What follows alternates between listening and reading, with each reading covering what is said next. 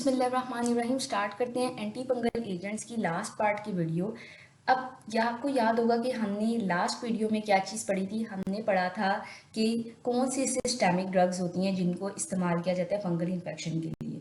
Now we will study the drugs जो कि mucocutaneous infections के लिए इस्तेमाल होती हैं। म्यूकोक्यूटेनियस इन्फेक्शंस के लिए ड्रग्स दो तरह से इस्तेमाल हो सकती हैं। They could be use orally or they could be use topically. अब ओरल में कौन सी ड्रग्स इस्तेमाल होती हैं? ओरल में जो इस्तेमाल होती हैं वो ग्रीसियोफिल्विन होती हैं एंड अलाइल अमाइंस होते हैं। तो अब हम उन्हें ही स्टडी करेंगे। Let's start with the griseofulvin. जो ग्रीसियोफिल्विन होती है ये बेसिकली एक heterocyclic benzofuran ring containing structure होता है और ये ऑब्टेन होती है फ्रॉम द सेम सोर्स जैसे कि पेनिसिलिन ऑब्टेन हो रही होती है। ये हाईली इंसॉल्युबल होगी वाटर के अंदर, but as you can see कि ये बेंजोफ्यूरान है, मतलब कि इसका लिंक कहाँ से निकल रहा है? बेंजीन से। तो ये जो इनऑर्गेनिक कंपाउंड्स होते हैं लाइक पैड्स वगैरह उनमें ये सॉल्युबल होगी। इसकी फार्माकोकाइनेटिक्स देखें तो इसको हम ओरली दे रहे होते हैं क्योंकि अभी हमने इसको अंडर ओरल क्लासिफिकेशन में ही पढ़ रहे हैं। इसकी जो एब्जॉर्प्शन होती है वो इरेगुलर होती है। इसकी एब्जॉर्प्शन इंक्रीज कर जाती है विद द फैटी फूड। अब आप लोगों ने ये बात याद रखनी है कि जहाँ पर भी हम फार्माकोलॉजी में ड्रग ड्रग इंटरेक्शन या ड्रग फूड इंटरेक्शन पढ़ते हैं वो बहुत इंपॉर्टेंट होता है क्योंकि ड्रग की एफिकेसी अफेक्ट होती है इन इंटरेक्शन से। अगर हम दे रहे हैं ग्रीसियोफिल्विन को टू अ पेशेंट तो हम उसे ये बात बताएंगे कि आपने इस तरह का फूड लेना है। जब भी आपने ये ड्रग लेनी है उससे क्या होगा कि उस ड्रग का एक्शन ज़्यादा अच्छा आएगा। ये चीज़ हमने उस पेशेंट को बतानी होती है। इस वजह से हमने ये ज़रूरी है कि हम याद रखें कि ड्रग ड्रग इंटरेक्शन या ड्रग फूड इंटरेक्शन क्या है। इसका जो डोज है वो 1 ग्राम पर डे होगा। ये क्या करती है कि न्यूली फॉर्म केराटिनाइज टिश्यू के अंदर कंसनट्रेटेड हो जाती है। I have highlighted this because it's very important. ये अक्सर एमसीक्यू में पूछा जाता है कि वो कौन सी ड्रग है जो कि न्यूली फॉर्म केराटिनाइज टिश्यू के अंदर जाके डिपॉजिट हो जाती है। तो उसमें हमने ये बात याद रखनी है कि ग्रीसियोफिल्विन इज द ड्रग जो कि वहां पर जाके डिपॉजिट हो जाती है। ओके। अब आगे आप लोग यहाँ पर देखो कि ये लीवर के अंदर मेटाबोलाइज होती है, यूरिन के अंदर एक्सक्रीट हो जाती है। पीछे अभी मैंने आपको बताया है drug and food interaction. Now come to the next that is the drug and the drug interaction. ये क्या करती है? ये जो हेपेटिक CYP450 एंजाइम होता है उसको इंड्यूस करती है। इंड्यूस करने का क्या मतलब होगा? इंड्यूस करने का मतलब ये है कि जो भी ड्रग्स ऐसी हैं जो कि इस एंजाइम के जरिए मेटाबोलाइज हो रही होंगी उनका मेटाबॉलिज्म इंक्रीज कर जाएगा। वो ड्रग्स बॉडी से जल्दी एक्सक्रीट होंगी। जब वो जल्दी एक्सक्रीट हो जाएंगी तो उन ड्रग्स का जो पिक्यूलर एक्शन है वो सही तरह से परफॉर्म नहीं हो पाएगा। इसके एग्जाम्पल में एंटीकोगुलेंट्स आ जाते होते हैं। क्या होगा कि उनका एक्शन परफॉर्म नहीं हो पाएगा। हमें पर्सन को रिपीटेडली डोजेज जो होंगे वो देने पड़ेंगे। ओके। नेक्स्ट अब आप लोग देखो कि ये जो है वो टेरोटोजेनिक ड्रग है। ये वेरी इंपॉर्टेंट पॉइंट है। हर वो ड्रग जो कि टेरोटोजेनिक है उसके बारे में हमें अलर्ट रहने की जरूरत है कि हमने उसे नहीं देना इन द प्रेगनेंसी। और इसके अलावा हमने वो पेशेंट जिनके अंदर पोर्फायरिया होता है उनको भी हम ये ड्रग नहीं देते। ओके। नेक्स्ट आ जाता है कि इसका मैकेनिज्म ऑफ एक्शन क्या है। इसका मैकेनिज्म ऑफ एक्शन ये है कि ये जो ट्यूबुलिन प्रोटीन होती है उसको इनहिबिट कर देती है। जब ट्यूबुलिन प्रोटीन ही नहीं होगी तो माइटोटिक स्पिंडल नहीं बन सकेगा। माइटोटिक स्पिंडल नहीं बनेगा तो एनाफेज के दौरान क्रोमोसोम सेपरेट नहीं हो पाएंगे। जब क्रोमोसोम सेपरेट नहीं होंगे, न्यूक्लियस सेपरेट होगा ही नहीं, तो क्या होगा कि माइटोसिस प्रॉपर्ली प्रोसीड नहीं हो पाएगी जिससे पंजीस्टैटिक इफेक्ट अचीव हो जाएगा। नेक्स्ट देखते हैं इसके थेरेपेटिक यूजेस क्या होते हैं। तो ये एक नैरो स्पेक्ट्रम ड्रग है। नैरो स्पेक्ट्रम ड्रग का मतलब ये है कि इसके बेनिफिट्स इतने ज़्यादा नहीं है जितने इसके नुकसान हैं। लेकिन इसको हम यूज़ कहाँ कहाँ कर रहे होते हैं कि ड्रग होता है चॉइस होती है against the dermatophytosis. It is a often asked MCQ that what is the drug of the choice for the dermatophytosis. तो हमने उसमें ग्रीसियोफिल्विन को टिक करना है। इसके अलावा ये टीनिया इन्फेक्शन में इस्तेमाल हो रही होती है, स्किन, हेयर, नेल और एथलीट फूड की। अब यहाँ पर नेक्स्ट देखते हैं कि इसमें हम कितने टाइम के लिए ट्रीटमेंट देते हैं। तो जो ट्रीटमेंट का ड्यूरेशन होता है वो डिपेंड करता है कि इन्फेक्शन कहाँ पर हुई है। अगर तो वो नेल इन्फेक्शन है जिसे हम ओनिकोमाइकोसिस कहते हैं तो we have to give the drug for 6 to 12 months which is about 1 year। और अगर जो है वो इन्फेक्शन जो है वो स्किन या हेयर में हुई है तो फिर हमें 2 to 6 weeks के अंदर देनी पड़ेगी ड्रग। अब यहाँ पर अगर आप लोग देखो तो why the time of the duration is prolonged in case of the nail infection? So the time of duration is prolonged in case of the nail infection because अगर आप देखो तो नेल जो है वो एक टफ टिश्यू है। अगर एक टफ टिश्यू के अंदर आपको कोई ड्रग, कोई ट्रीटमेंट करना है, तो you have to give a stronger doses of the drug, और either you have to give the drug for the longer period of the time. तो इट डिपेंड्स। अब ग्लिसोफिल्विन जो है इसको हमें ज़्यादा टाइम के लिए देना पड़ता है ताकि हम नेल से फंगल इन्फेक्शन को इरेडिकेट कर सकें। जबकि अगर देखो स्किन और हेयर जो कि सॉफ्ट टिश्यू है, तो इनके लिए हमें कम ड्यूरेशन के लिए देना पड़ता है। अब आप आगे देखो कि what are its adverse effects. इसके एडवर्स इफेक्ट्स है, number 1 is the allergic syndrome. ये एलर्जिक सिंड्रोम कॉज करता है। एलर्जिक सिंड्रोम में क्या चीज़ ये कॉज कर रहा होता है? It causes the serum sickness. Serum sickness क्या होती है? सीरम सिकनेस एक तो लोकलाइज्ड एलर्जी होती है ना। सीरम सिकनेस का मतलब है कि पूरे सिस्टम के थ्रू आपकी बॉडी में सिस्टमिकली एक एलर्जिक रिस्पॉन्स क्रिएट हो गया है। इसके अलावा ये हेपेटाइटिस कॉज करती है। क्यों? क्योंकि ये लीवर के जरिए मेटाबोलाइज हो रही होती है और लीवर की जो एंजाइम्स होती हैं उनके साथ इंटरैक्ट कर रही होती है। फिर इसके ड्रग ड्रग इंटरेक्शंस आ जाते हैं, जिसमें वारफेरिन और फिनोबार्बिटल लिखा हुआ है। ये ड्रग्स होती हैं जो कि CYP के जरिए मेटाबोलाइज हो रही होती हैं। तो क्या होगा कि ये इनके जो इंड्यूसर है, ग्लिसोफिल्मिन इज एन इंड्यूसर। तो ग्लिसोफिल्मिन क्या करेगा?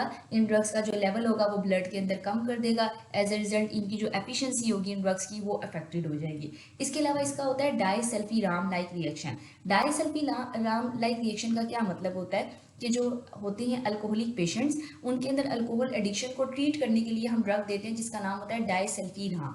अब ये जो डाइसल्फीराम ड्रग होती है वो क्या करती है? वो ये करती है कि उस पेशेंट के अंदर इंड्यूस कर देती होती है नोजिया, वॉमिटिंग एंड हेडेक। तो वो जो पर्सन होता है जब वो रिपीटेडली इन सिम्टम्स को देखता है, इन सिम्टम्स को ऑब्जर्व करता है, तो वो फाइनली ये होता है कि इरिटेट होकर वो छोड़ना शुरू कर देता है अल्कोहल को। इस तरीके से हम उसको ट्रीट करने के लिए ये ड्रग दे रहे होते हैं। अब ये जो ड्रग है ना, जब ये अल्कोहलिक पेशेंट को आप दोगे तो ये भी डाइसल्फीराम लाइक रिएक्शन कॉज करेगी। मतलब कि उस पेशेंट के अंदर नोजिया होगा, हेडेक होगा, उसको वॉमिटिंग होगी, ये सब सिम्टम्स उसके अंदर अपीयर होंगे। ओके।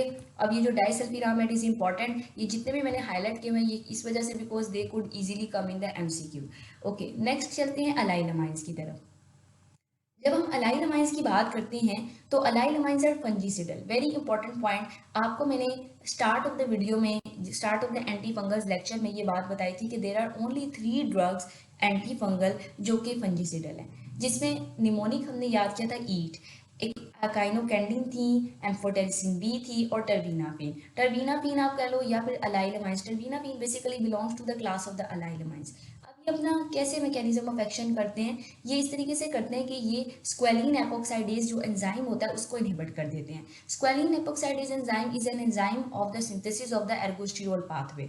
अब जब ये एंजाइम इनहिबिट हो जाएगा तो एर्गोस्टिरोल ही नहीं बनेगा। जब एर्गोस्टिरोल नहीं बनेगा, एर्गोस्टिरोल सेल मेम्ब्रेन का कंपोनेंट था फंजाई की, तो जब वो उसके अंदर इनकॉर्पोरेट नहीं होगा, सेल मेम्ब्रेन डिस्टर्ब हो जाएगी, तो finally it will lead to the fungal cell death. इस तरीके से ये अपना एक्शन परफॉर्म करता है। अब यहाँ पर भी हम देख सकते हैं, यहाँ पर हमने पूरा जो पाथवे होता है सिंथेसिस ऑफ एर्गोस्टिरोल का वो शो करवाया हुआ है, जिसमें आपको पता है कि जो अलाइलामाइन ड्रग्स है वो भी यहाँ पर एक्ट कर रही होती हैं। इसके अलावा जो एजोल्स होते हैं वो भी इसी जगह के ऊपर एक्ट कर रहे होते हैं। और एंजाइम कौन सा है? अच्छा, स्क्वेलिन एपोक्साइडेज को आप स्क्वेलिन मोनोऑक्सीजिनेज भी कह सकते हो। So there is no difference in them. Next अगर हम देखें टर्बीनाफिन। अब अलाइलामाइंस में the first drug that I am going to tell you is the terbinafine. Terbinafine को आप ओरली भी दे सकते हो और टॉपिकली भी दे सकते हो। ओरली आप इसको दे रहे होते हो डर्मेटोफाइट्स के लिए, स्पेशली ओनिकोमाइकोसिस नेल इन्फेक्शन के लिए। अब 1 टेबलेट आप इसमें देते हो 12 वीक्स के लिए। 12 वीक्स का मतलब ये है कि ऑलमोस्ट 3 मंथ्स, और ये 90% ऑफ ओनिकोमाइकोसिस को करेक्ट कर देती है। अब जब हम ये पढ़ते हैं तो हमारे जहन में फ़ौरन से ये सवाल आता है कि why we do not give terbinafine. और हम मतलब कि अगर आप इस हवाले से देखो ना ड्यूरेशन ऑफ एक्शन के लिहाज से, तो terbinafine is more superior to the griseofulvin. फिर भी हम लोग ग्लिसोफिल्विन को क्यों ड्रग ऑफ द चॉइस कह रहे हैं? और अगर MCQ में आएगा तो हमने ग्लिसोफिल्विन को क्यों टिक करना है? क्योंकि जो ग्लिसोफिल्विन है ये 2 पॉइंट्स आ जाएंगे इसमें। नंबर 1 अगर आप लोग देखो तो जो ग्लिसोफिल्विन होती है, ठीक है, इसके जो एडवर्स इफेक्ट हैं वो रिलेटिवली लेस हैं as compare to that of the terbinafine. अभी मैं आपको टर्बीनाफिन के एडवर्स इफेक्ट बताऊंगी तो आप देखेंगे कि उसमें वो long list of adverse effect है जो कि कॉज करती है। इसके अलावा क्या चीज़ आ जाती है कि अगर आप देखो कि जो ग्लिसोफिल्विन होती है, ठीक है, ये क्या होगी, ये जाकर जो न्यूली फॉर्म्ड कैरेटिनाइज टिश्यू होते हैं उनके अंदर जाकर डिपॉजिट होती है, जिससे ये होता है कि ये complete eradication of fungal infection करी होती है। जबकि जो टर्बीनाफिन होगी वो इस तरीके से इफेक्टिव नहीं होगी। ठीक है, मतलब कंप्लीटली क्या, अगर एक नया टिश्यू ग्रो हुआ है और उसके अंदर हो गया तो फिर वो उसके लिए इतनी ज़्यादा इफेक्टिव नहीं होगी। ओके। अच्छा, उसके बाद आ जाता है कि जो ओरल टर्बिनाफिन होती है, इसको हम यूज़ कर सकते होते हैं फॉर द टीनिया कैपिटिस, मतलब कि जो स्कैल्प की फंगल इन्फेक्शन होगी। टॉपिकली जो आप इस्तेमाल कर रहे होते हैं वो क्रीम, जेल या सोल्यूशन की फॉर्म में होता है, उसको आप टीनिया पेडिस, पेडिस का मतलब होता है जो आपके फुट की इन्फेक्शन होगी फंगल। टीनिया कॉर्पोरिस जो रिंगवॉर्म टाइप इन्फेक्शन होती है, ठीक है। उसके अलावा क्या होगा, टीनिया क्रूडिस जो कि ग्रोइंग की इन्फेक्शन होती है, इसमें जो ड्यूरेशन होता है वो 1 वीक होता है। नेक्स्ट अब आप देखो कि स्पेक्ट्रम क्या है टर्बिनाफिन का। तो स्पेक्ट्रम टर्बिनाफिन का है, आप इसको सिंपली याद रख सकते हो TCS-E। अब TCS से आपने देख लिया trichophyton, candida species, scopulariopsis and epidermophyton, ठीक है, स्कोप्यूलर लियोप्सिस। तो इस तरीके से आप इनको देख लेते हो। ये आप लोगों ने यहाँ पर इसका स्पेक्ट्रम देख लिया। नेक्स्ट आ जाते हैं टुवर्ड्स द फार्माकोकाइनेटिक्स। अब फार्माकोकाइनेटिक्स में आपने इसे ओरल भी दे सकते हो, टॉपिकल भी दे सकते हो, ये भी स्किन, नेल और हेयर टिश्यू में डिपॉजिट होगी, लेकिन जो न्यूली फॉर्म्ड है वहाँ पर कौन हो रही है, ग्रीसियोफिल्विन। टर्बिनाफिन जो होती है, अब आपने ग्रीसियोफिल्विन के बारे में पढ़ा था कि जो ग्रीसियोफिल्विन होती है it is the teratogenic drug. जो टर्बिनाफिन होती है ये टेराटोजेनिक नहीं है, बट ये क्या होती है कि ये ब्रेस्ट मिल्क में एक्यूमुलेट होने लग जाती है। इस वजह से हम नर्सिंग मदर्स को ये ड्रग देने से अवॉइड करेंगे। और इसके अलावा जो रीनल या फिर हेपेटिक डिसफंक्शन के पेशेंट्स हैं उनको भी हम ये ड्रग नहीं देंगे। इसके एडवर्स इफेक्ट अब देखते हैं। सबसे पहले एडवर्स इफेक्ट आ जाता है कि ये जीआई डिस्टर्बेंसेस कॉज करती है, जिसमें nausea, vomiting, diarrhoea, dyspepsia cause करेगी, हेडेक एंड रैश। अब headache and rash is like a allergic symptom cause करेगी। टेस्ट और विजुअल डिस्टर्बेंसेस कॉज करेगी। इससे क्या होगा कि जो सीरम के ट्रांसअमाइनेजेस हैं हेपेटिक, वो रेस कर जाएंगे, मतलब कि लीवर को जाके अफेक्ट कर रही होती है। इसी वजह से हम जो हेपेटिक डिस्फंक्शन के पेशेंट्स होते हैं उनमें ये ड्रग नहीं देते। फिर आ जाता है कि टर्बिनाफिन इज एन इनहिबिटर। अब यहाँ पर आप लोग इसको डिफरेंस से याद रखो। अब ये ग्रीसियोफिल्विन के बारे में पढ़ा कि वो इंड्यूसर है, लेकिन टर्बिनाफिन क्या है, इनहिबिटर है। अब ये एक और पॉइंट आ जाता है कि क्यों हम लोग टर्बिनाफिन को नहीं देते। देखो, जो ग्रीसियोफिल्विन है वो इंड्यूसर है। इंड्यूसर का मतलब यह है कि ड्रग का एक्शन बहुत ज़्यादा अच्छा नहीं हो रहा जो दूसरी ड्रग्स आ रही हैं, जैसे कि एंटीकोगुलेंट्स। तो हमें क्या करना पड़ेगा कि उन ड्रग्स को दोबारा से देना पड़ेगा, उनकी डोजेज बढ़ानी पड़ेगी, पेशेंट को इंटरमीडिएटली वो ड्रग्स देनी पड़ेगी ताकि हमें वो इफेक्ट भी अचीव होता रहे। लेकिन अगर कोई ड्रग इनहिबिटर है तो उसका नुकसान क्या होगा। इनहिबिटर ड्रग का नुकसान ये होगा कि जो दूसरी ड्रग है, ठीक है, लाइक एंटीकोगुलेंट्स, वो क्या होंगे, उनका लेवल ब्लड के अंदर बहुत रेज हो जाएगा और फिर उनके जो टॉक्सिक इफेक्ट्स होंगे उनका रिस्क भी बढ़ जाएगा। इसीलिए टर्बिनाफिन जो होगी वो ज़्यादा टॉक्सिक हो जाती है as compare to the griseofulvin, despite कि जो टर्बिनाफिन है ये ड्यूरेशन के हिसाब से ज़्यादा इफेक्टिव है। ओके, तो हम लोग ग्रीसियोफिल्विन को ही प्रेफर करेंगे। उसके बाद आ जाता है नेफ्टीफिन। अब नेफ्टीफिन का जो स्पेक्ट्रम है वह बहुत जो है ना वो आसानी से याद रख सकते हो। इट इज़ आप इसको या तो मेट से याद रख सकते हो या फिर आप इसे याद रख सकते हो Mariam eat trophies. Mariam eat trophies that is the, आपने माइक्रोस्पोरम आ गया, आपके पास एपिडर्मोफाइटन एंड ट्राइकोफाइटन आ गया। उसके बाद अगर आप लोग देखो तो इसके यूजेस क्या होंगे। इसको भी जो होता है ना वो, क्योंकि ये टॉपिकल ड्रग होती है, इसको जो है वो 1% क्रीम। अच्छा, अब देखो ये जो है ना ये टॉपिकल के लिए इस्तेमाल करें, ये चीज़ आप लोगों ने याद रखनी है। ओके, तो tinea corporis, tinea cruris, tinea pedis के लिए आप इसे इस्तेमाल करें और यहाँ पर जो ड्यूरेशन है वो 2 वीक्स है। अभी पीछे आप लोग देख कर आए हो, पीछे जब हमने पढ़ा था अबाउट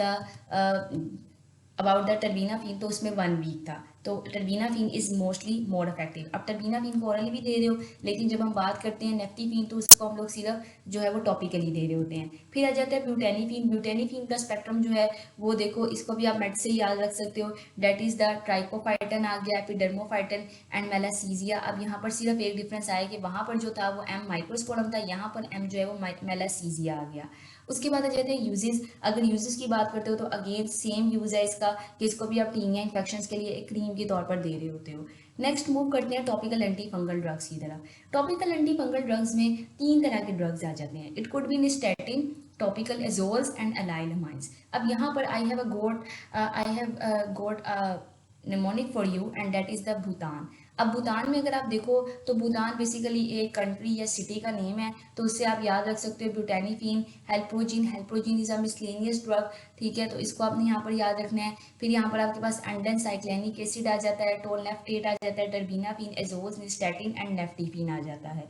नेक्स्ट मूव करते हैं इनका थोड़ा थोड़ा सा पढ़ लेते हैं, because we have already discuss the mechanism of action of all these drugs, तो हम इनको बस एक जल्दी से ओवरव्यू देखेंगे। निस्टेटिन का मैकेनिज्म ऑफ एक्शन बिल्कुल एम्फोटेरिसिन बी की तरह होता है। क्या करेगी, पोर्स बनाएगी और पोर्स बनाकर जो है वो कंटेंट रिलीज करवा देगी सेल के, जिसमें पार्टिकुलरली जो most important content is the potassium. Cell की ऑस्मोलैरिटी लूज हो जाएगी, सेल कोलैप्स कर जाएगा और क्या होगा कि डेथ, सेल की डेथ हो जाएगी। उसके बाद आ जाता है एक्सक्लूसिवली इसको किस लिए यूज करते हैं, ओरल कैंडिडियासिस के लिए और क्यूटेनियस कैंडिडियासिस के लिए।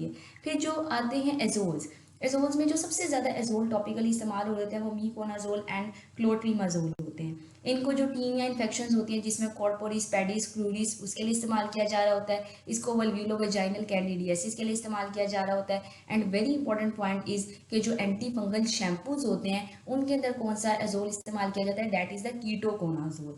ठीक है, उसके बाद आ जाते हैं अलाइल अमाइंस। जब आप अलाइल अमाइंस की बात करते हो तो अलाइल अमाइंस को हम लोग पहले ही पढ़ चुके हैं कि आप टर्बिनाफिन को निकोमाइकोसिस के लिए इस्तेमाल कर रहे होते हो, और टीनिया इन्फेक्शन के लिए नेफ्टीफिन को और ब्यूटेनिफिन को इस्तेमाल कर रहे होते हो, उनको भी टीनिया इन्फेक्शन के लिए आप इस्तेमाल कर रहे होते हो। अब यहाँ पर टोलनेफ्टेड हमने भूटान जो था, जो निमोनिक पढ़ा उसमें पढ़ा था। अब हम देख लेते हैं कि टोलनेफ्टेड काम करता किस तरह से। जो टोलनेफ्टेड होता है ना, ये हाइफे को डिस्टॉर्ट कर देता है। जो माइसीलियल ग्रोथ होती है वो स्टंट हो जाती है। हाइफे जो होता है फंजाई का स्ट्रक्चर होता है, और जो माइसीलियल होते हैं वो बेसिकली आप कह लो कि जो बिल्कुल न्यू ग्रोन फंजाई होते हैं ना, वो होते हैं। तो अब जब वो ग्रो ही नहीं करेंगे तो फंगल जो ग्रोथ होगी वो रुक जाएगी। इस तरीके से ये टोलनेफ्टेड हम दे रहे होते हैं फॉर द ट्रीटमेंट। अब यहाँ पर इसका स्पेक्ट्रम है एपिडर्मोफाइटन, माइक्रोस्पोरम एंड मेलासीजिया फर। ठीक है, अब इसके यूजेस अगर आप देखो तो इसे भी हम लोग टीनिया इन्फेक्शंस के लिए इस्तेमाल कर रहे होते हैं। सेम जो टीनिया इन्फेक्शंस है पेडिस, क्रूरिस एंड कॉर्पोरिस। फिर आ जाता है साइक्लोपायरोक्स। अब जो साइक्लोपायरोक्स होती है ये क्या करती होती है, ये जो ट्रांसपोर्ट होती है एसेंशियल एलिमेंट्स की उनको इनहिबिट कर देती है। जब ट्रांसपोर्ट ही नहीं होगी उन एलिमेंट्स की जो कि रिक्वायर्ड है for the DNA, RNA, protein synthesis, क्या होगा, फंगल ग्रोथ रुक जाएगी, फंगल सेल वॉल डिवाइड नहीं हो पाएगा। इसके स्पेक्ट्रम में आपके पास वही आ गया ट्राइकोफाइटन, एपिडर्मोफाइटन, ठीक है, माइक्रोस्पोरम आ जाता है, कैंडिडा मेलासीजिया आ जाता है। इसके यूजेस में भी ये आ जाता है कि इसको सेबोरिक डर्माटाइटिस, इसका मतलब ये है कि वही कि जो सेबेशियस ग्लैंड्स होते हैं जब वो ओवर एक्टिव हो जाते हैं ना, तो उसके लिए आप इसे इस्तेमाल कर रहे होते हो। इसके अलावा जो टीनिया इन्फेक्शंस होती हैं उनके लिए आप इसे इस्तेमाल कर रहे होते हो। So now the most important slide, the most important notes जो कि ये है कि what are the drug of the choice. हमेशा जो क्वेश्चन आता होता है ना वो ड्रग ऑफ द चॉइस से बहुत आता होता है, और in case of the anti fungal drug ये बहुत इंपॉर्टेंट है क्योंकि आपको रिपीटेडली क्वेश्चन इनसे आएंगे एमसीक्यू में भी एंड एससीक्यू में भी। सो सबसे पहले ये बेसिकली एक तरह की रिवीजन है क्योंकि हम लोग पहले ही पढ़ चुके हैं कि कौन सी ड्रग्स यूज़ होती हैं। ये एक समरी है, इसमें आप देख सकते हो एस्परजिलोसिस के लिए हम जो सबसे पहले हमारी ड्रग ऑफ द चॉइस होती है वो एम्फोटेरिसिन बी होती है। अक्सर ये पूछा जाता है कि drug of the choice for aspergillosis, और उसमें ये होता है कि एम्फोटेरिसिन बी ऑप्शन में नहीं होता, तो हमने वोरिकोनाजोल को करेक्ट करना होता है। लेकिन आपने ये कॉन्सेप्ट अपना बिल्कुल क्लियर रखना है कि फर्स्ट चॉइस हमारी एम्फोटेरिसिन बी होती है और सेकंड चॉइस जो होती है वो वोरिकोनाजोल होती है। ठीक है, उसके बाद अगर लिशमेनियासिस की बात करते हैं, अब हमने पढ़ा था कि जो एम्फोटेरिसिन बी होती है वो एक एंटी प्रोटोजोल के तौर पर भी इस्तेमाल हो रही होती है लिशमेनियासिस के लिए। इसके अलावा हिस्टोप्लाज्मोसिस के लिए एम्फोटेरिसिन बी को इस्तेमाल किया जाता है। एक और इम्पॉर्टेंट एमसीक्यू जो कि अक्सर पूछा जाता है वो है कि क्रिप्टोकोकस इन्फेक्शन के लिए किसको इस्तेमाल किया जाता है।